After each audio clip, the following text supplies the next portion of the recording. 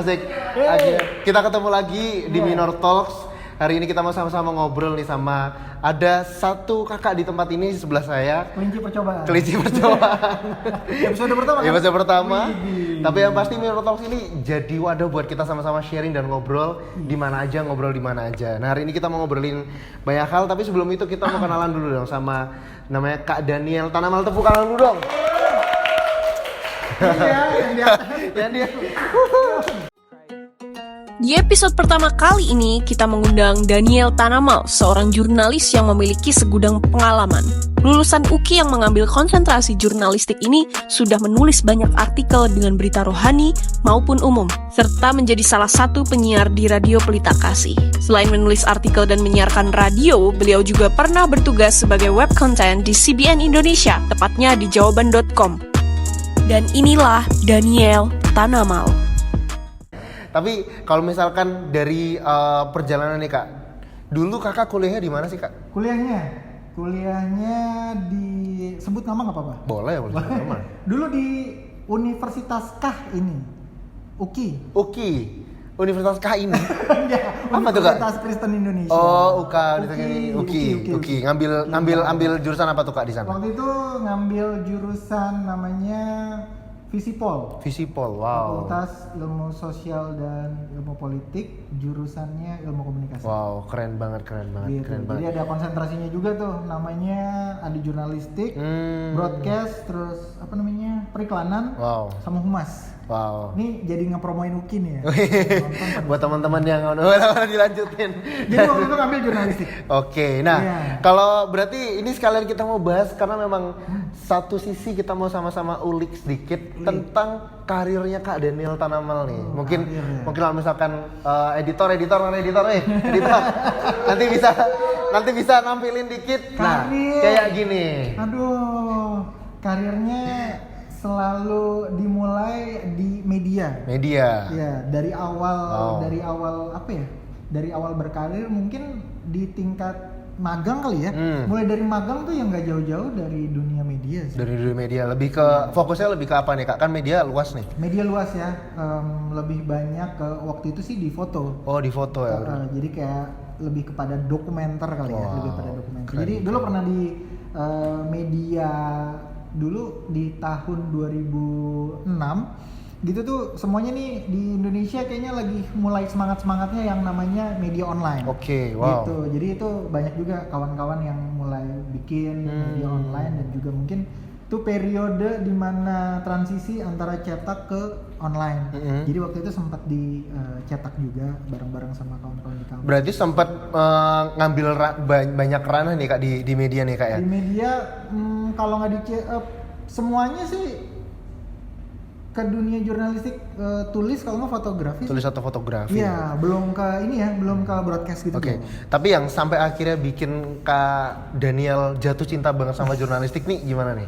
Jadi apa tuh? Dulu ceritanya tuh dulu suka banget yang namanya bola kan. Oke. Sepak bola. Oh, ngulik tentang bola nih. Ngulik tentang bola. Jadi dulu ya kebetulan bokap juga seneng banget yang namanya bola. Jadi tuh selalu beli tuh yang namanya tabloid olahraga bola atau Go kayak gitu tuh, beli tuh. Dari situ mulai suka main bola, sempat juga sekolah sepak bola, tapi lama-kelamaan kok kayaknya lebih suka ini seperti orang Indonesia pada umumnya. Ayo apa tuh Kak? Berkomentar. Komentator pada jago, makanya di sepak bola ada yang main pundit-pundit. Iya, gitu cuman komen doang. Komen, dan itu jadi apa ya? Jadi hal yang ditunggu-tunggu selain sepak bolanya. Selain sepak bolanya. Jadi komentar orang itu ditunggu-tunggu. Nah, waktu itu tuh kayaknya seneng banget untuk tahu siapa nama pemainnya, pelatihnya, klubnya. Terus kemudian yang unik-unik apaan, terus kemudian prediksi, orang paling seneng kan kalau ini besok nih Liga Champions misalnya udah masuk semifinal. Klub favorit megang siapa nih? Klub favorit. Ini berarti bakal terjadi perdebatan di kolom komentar kira-kira. Kalau sekarang sih sebenarnya ini ya general. Masih ngamatin aja, Bener-bener ngulik banget sampai sekarang. Tapi kalau mau favorit di Italia ada namanya AC Milan. Oke. AC Milan banget. Jangan tanya yang Inggris. Oke. Tapi gini Kak, ketika kita bicara tentang jurnalistik nih Kak, tapi dimulai umur berapa Kak Daniel tuh benar-benar maksudnya setelah dari lulus kuliah ya, tapi pasti kan ada prosesnya atau sampai akhirnya mau benar-benar terjun di dunia jurnalistik. Dimulai kapan tuh Kak? Di umur berapa tuh? Sebenarnya lebih lebih mulai suka di dunia jurnalis secara nggak langsung dan ternyata udah mulai dari situ ternyata waktu SD. Malah waktu SD. SD. Jadi karena suka baca tabloid itu, koran, bola, nonton TV soal highlights pertandingan kayak gitu ya, berita-berita sepak bola atau berita-berita olahraga. Betul. Mulai suka tuh nulis-nulis nama-nama pemainnya. Ada nggak di sini yang suka di saking itu banget ya. Di belakang buku dulu nulis-nulis ya. Nama pemain kesukaan kayak sampai gitu ya. hafal. Sampai hafal kayak gitu. Terus mulai nulis lama-lama kayak mulai nulis prediksi. Wow. Wah, ini pasti nih misalnya AC Milan ada ulasan-ulasannya. Lawan Juventus tuh mulai dari situ lama-lama kayaknya asik nih jadi yang namanya wartawan sepak bola, langsung menjurus wartawan sepak bola gitu. Oke, wow. Jadi udah mulai dari situ udah mulai banyak suka nulis kayak gitu. Nah, banyak dari teman-teman yang nggak tahu nih, contoh misalkan kalau misalkan mau terjun di jurnalistik, mereka tuh mungkin ngiranya itu adalah hal yang bosenin lah, orang cuman nulis berita, apalagi waktu zaman SD atau zaman SMP matematika disuruh mikir malah ngarang, bahasa Indonesia disuruh ngarang cerita malah mikir. Jadi kebalik-balik. Nah, menurut kakak nih, kira-kira generasi muda hari ini posisinya jadi anak-anak muda hari ini tuh lebih terbuka tentang media atau kira-kira mereka cuman jadi typing warrior doang Kak? Kira-kira? Istilah baru nih. Istilah baru nih. Typing warrior. Aduh. Gimana bro bisa di Baru kakak nih. Typing warrior. Banyak anak-anak muda hari ini tuh anak-anak muda lebih cenderung kemana nih? Karena kan mungkin kalau dulu kakak kan dimulai dari SD yang memang lebih udah suka dari situ. Tapi hari ini kita lihat generasi muda hari ini gimana Kak menurut kakak? Oke, ini disangkut pautin sama ke dunia jurnalistik gitu atau media kayak gitu. Betul. Harusnya sih kalau sekarang kita lihat lebih kreatif. Wow. Karena juga medianya mendukung, platformnya ngedukung, terus sama semua ya gearnya, ini semuanya. Dari hal-hal yang kecil itu bisa bikin sebuah hasil karya di bidang media yang bagus. Tapi ada tapinya. Kadang kalau udah di dunia media itu kan ada aturan-aturannya kayak gitu. Kadang tuh suka tabrak sini tabrak sana. Oke, gitu. Berarti masih masih bebasnya bikin media yang pasti itu akan bahkan tersebar luaskan yang bahkan kita nggak pernah tahu kan akan mungkin hari ini bahasanya FYP-nya kemana kan. Tapi hari ini kita nangkap begitu loh. Sekarang lebih banyak yang kreatif nih. Nah, satu hal sih Kak, ketika kita bicara tentang kekreatifan nih Kak, dulu kelihatannya dari zaman kalau zaman kayak tua banget ya. Dari order.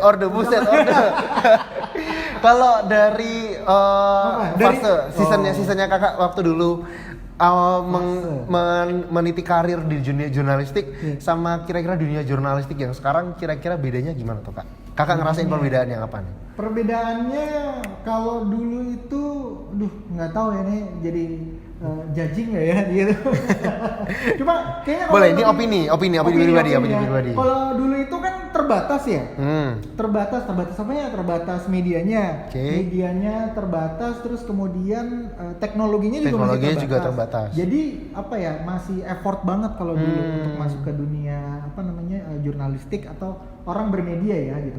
Orang bermedia itu maksudnya nggak hanya jadi jurnalis aja, itu juga bisa bermedia gitu ya. Mereka yang menyiapkan mediumnya ketika mereka mau konten dan sebagainya mereka nyiapin produksinya, nggak harus jadi jurnalis, mereka juga sebenarnya bisa bermedia kayak gitu. Jadi kalau dulu tuh kayaknya effortnya masih sangat tinggi banget gitu.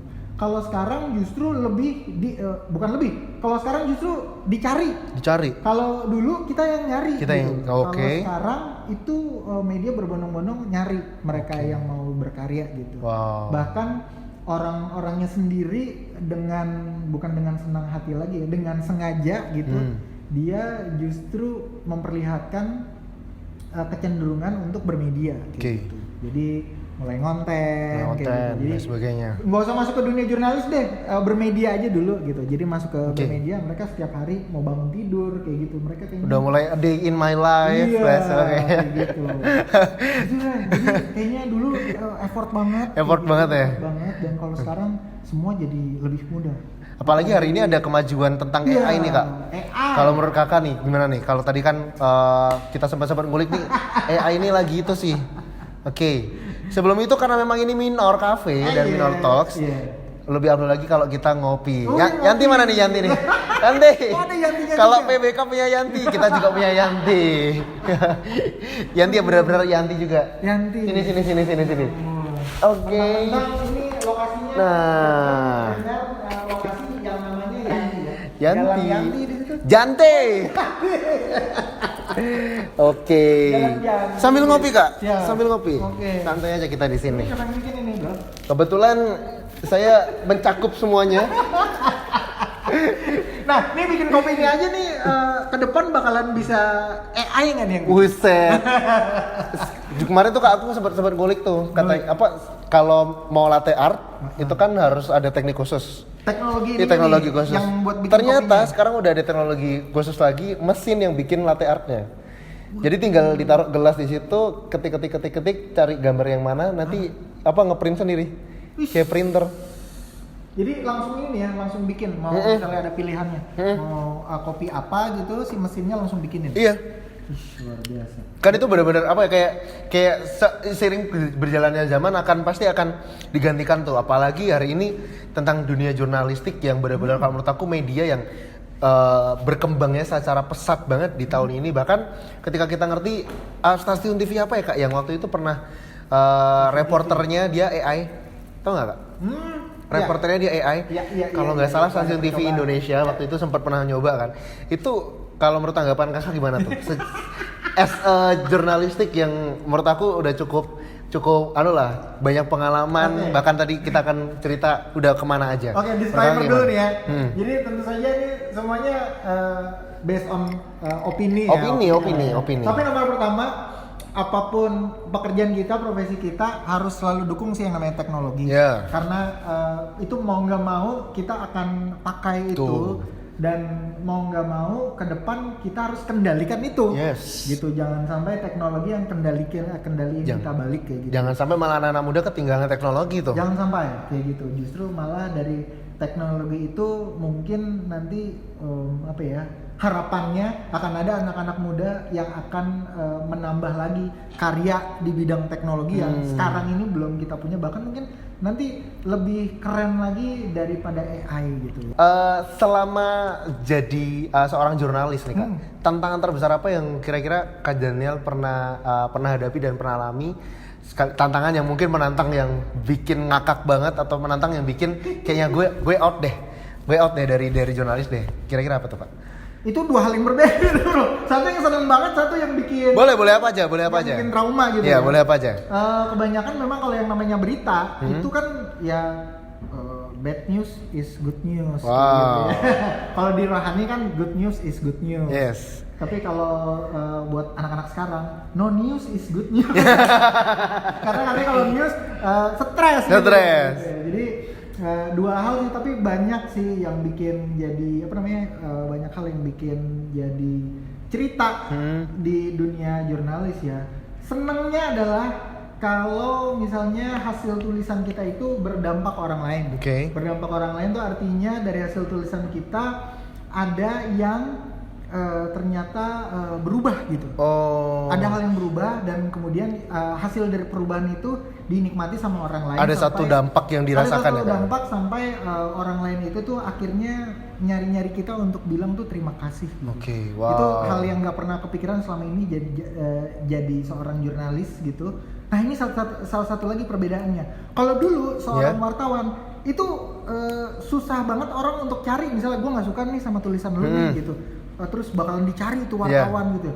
Kalau sekarang wartawannya kan punya media sosial. Iya. Orang bisa gampang searching. Langsung nyerang di situ. Bisa diserang. Langsung nyerang di situ.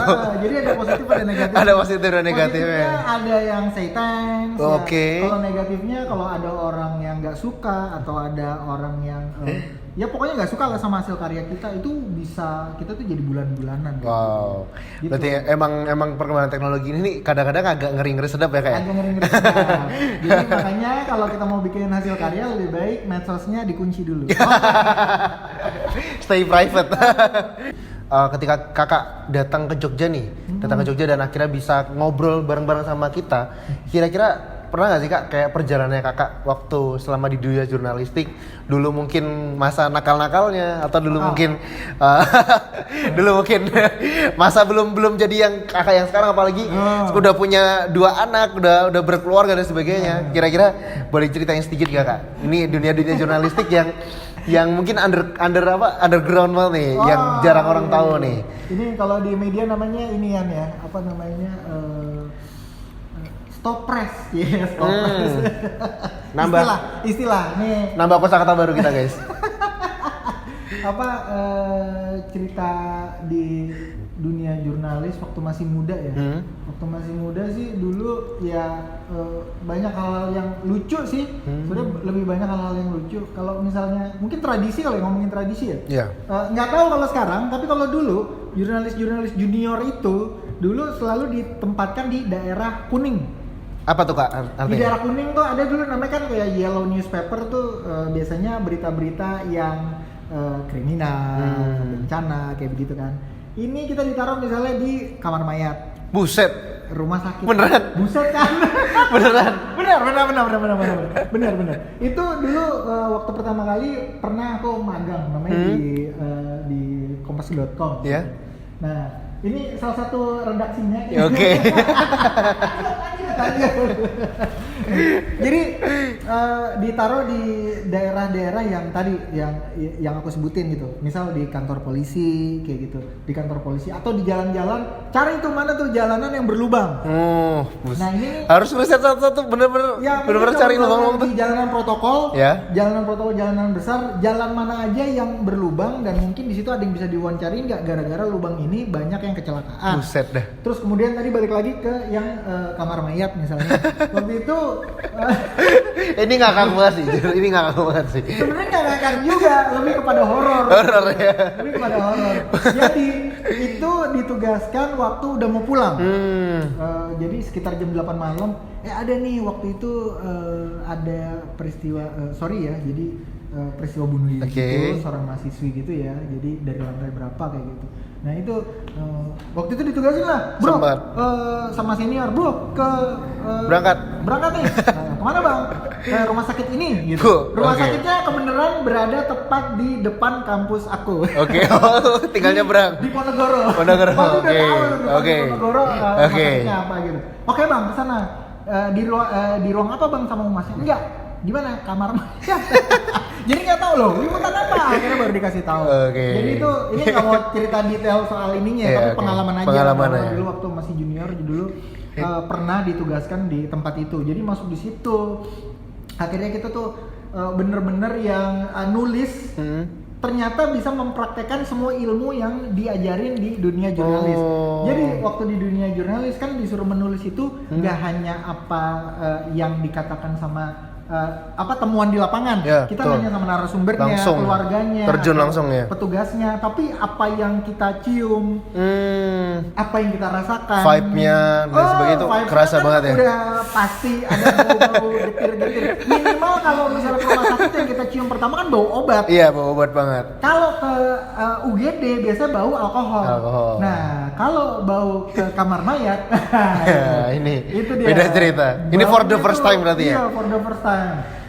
Itu masuk ke situ tuh baru akhirnya semuanya tuh bener-bener bisa ngerasain ternyata seperti ini kayak gitu. Jadi semua ilmu bisa dipraktekkan di situ. Tapi juga ketemu dengan ilmunya kembali dipraktekkan bahwa narasumber yang bagus itu adalah mereka-mereka yang ada di frontman. Frontman itu adalah orang-orang yang di depan.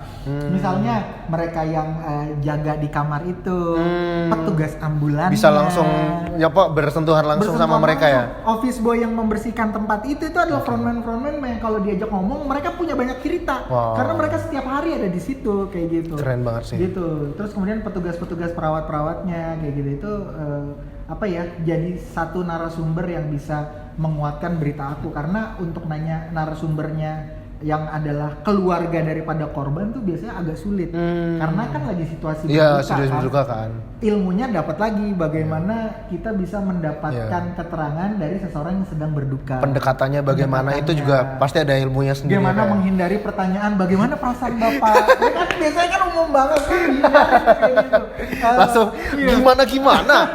Yang ada marah kan? Yang ada Bapak marah. punya firasat apa enggak gitu? Itu menghindari pertanyaan. Takutnya itu. kalau ditanyain bagaimana perasaan Pak, pakai nanya gitu katakan. Emang sih sudah pernah mati kayak gitu.